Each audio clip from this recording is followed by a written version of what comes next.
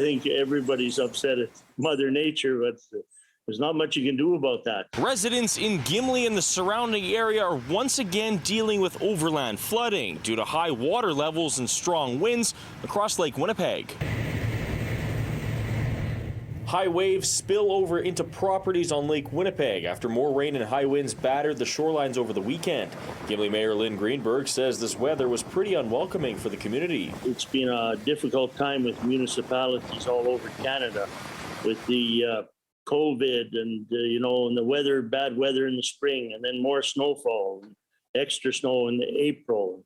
Now all this rain and all this water all over. Greenberg says crews have been out since 5 a.m. Sunday morning, helping protect homes and businesses from flooding. Gimli resident Stuart McKay says he's never seen anything quite like this before. He says the beaches on Lake Winnipeg have become non-existent.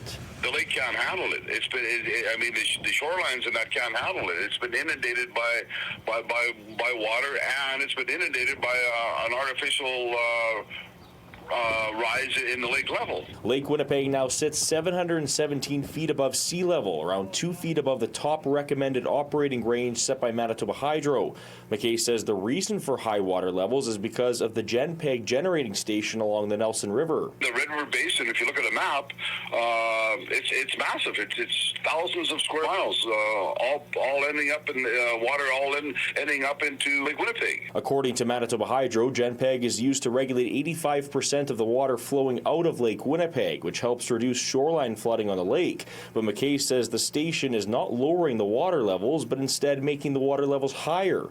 Bruce Owen from Manitoba Hydro says with all the rain, it's impossible to drain water anywhere as all bodies of water are seeing higher levels. He says Hydro is doing everything it can to try and lower the water. It's like someone's turned on a fire hose and that we're using a garden hose to try and deal with it, try and drain it, try to move that water.